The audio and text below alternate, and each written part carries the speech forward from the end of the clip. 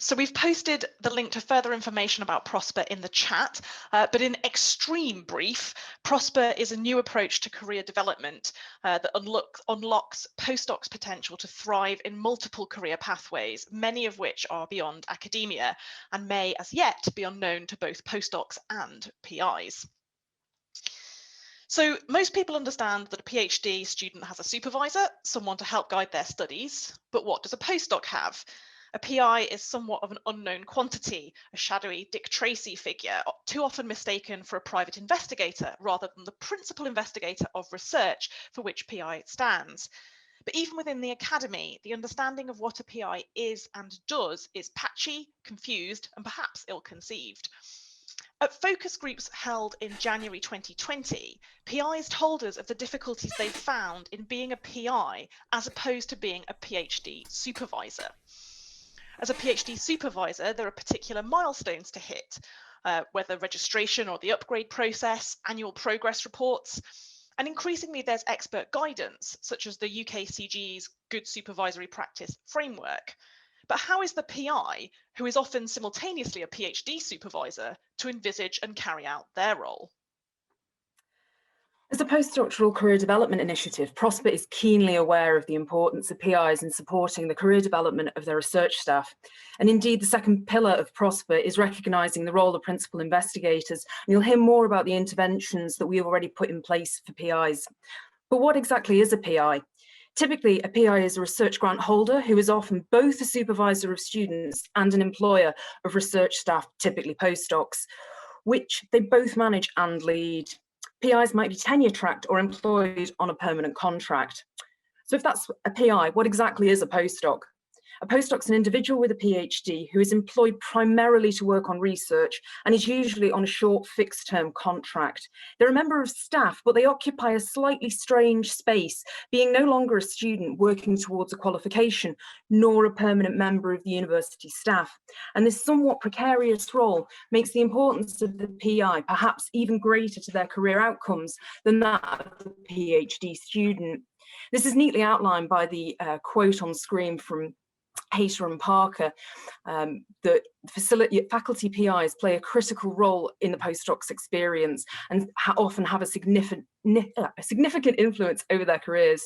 The importance of PIs is also highlighted by its explicit inclusion in Vitae's Researcher Development Concordat of 2019, where it outlines the expectations placed on managers of researchers explicitly to support researchers in exploring and preparing for a diversity of careers. Co-creation is at the heart of the Prosper project. So we held a series of focus groups in January 2020 at the University of Liverpool with PIs and postdocs respectively. We wanted to hear directly from PIs how they currently support their postdocs and what they would like to help them do this. It became clear that guidance for what good PhD, exists guidance for what good PhD progress looks like, but that this is lacking for postdocs, and is mentioned in the introduction with a lack of milestones. PIs also highlighted that the performance and development review PDR discussions could be used better, not just to review the performance in the current role, but to discuss career aspirations and development more broadly. So we had a quote here that what usually works very well but isn't done often enough is to use the PDR process, not in the normal annual way, but through regular recorded discussions where career development is a standing item and where both the supervisor and the postdoc really together discuss career pathways from the start. Lastly, it was also mentioned that metrics are collected by PhD institutions on PhD success, but nothing similarly rigorous for postdocs. So again, we've got this highlighted by a quote. So the university can give 76% of our PhDs find a job within 6 months. That's great, but what about the postdocs? Do they find something or do they die in a ditch? To summarise, the institutional embedded support and resources available to PhD students but do not exist for postdocs heightens the need for good PI support to enable postdocs to access and engage with career development opportunities. So this section title is deliberately provocative. Obviously, there are many people who do care about how PIs conduct themselves, most keenly perhaps the postdocs under their line management.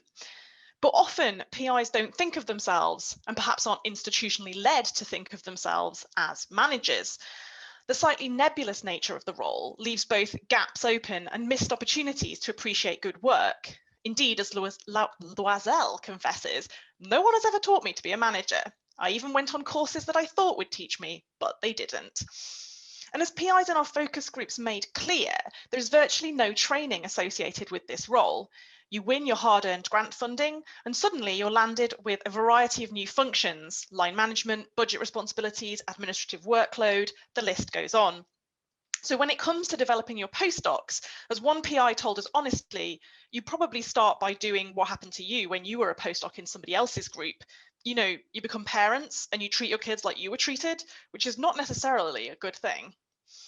Now, there are checkpoints in place for PhDs, such as the upgrade process. And because doctoral students are still students, there's an institutional interest in keeping a careful eye on the dropout rate. But where is the metric, the stick, or indeed the carrot by which PI behaviour towards their postdocs is measured, curtailed, or rewarded? Now, we're aware that the Pearl survey has since been replaced with Vitae's CEDARS survey, but I just want to look back at the 2019 data from Pearl's, as this is what we actually presented to our PIs in the focus groups. Like a trick of the light, the difference in wording between two questions reveals a lot about the value issue for PIs. So they're asked to rate the statement, "I think that providing career development advice to others on careers outside higher education is very important in being a successful PI or research leader." And when that's the statement, PIs come out in strong agreement, and actually the scores have even improved from 2017.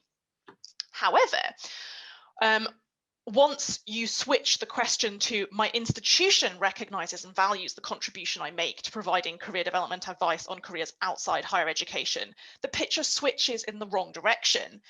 And this is where Prosper comes in, because we want to challenge the existing norm that sees a disjoin between personal belief in the importance and an institutional recognition of the importance of this career development advice.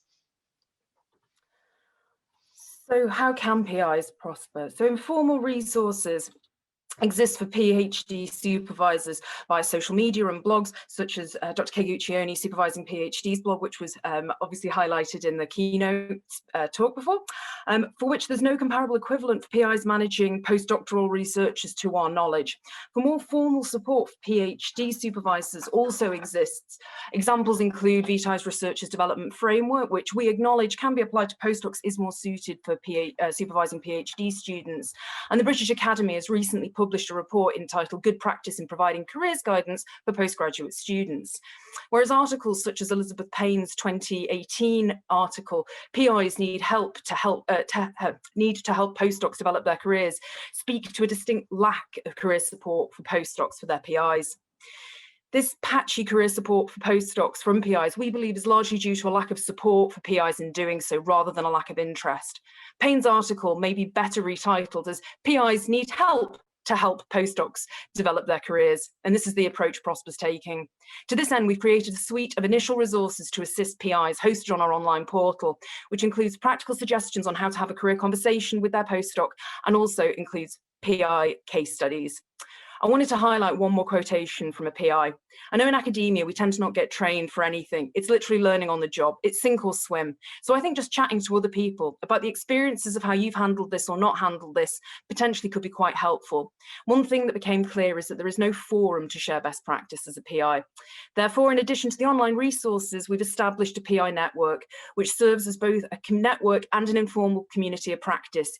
Each meeting has a theme and an invited speaker for time for discussion amongst participants to share their experiences and best practice.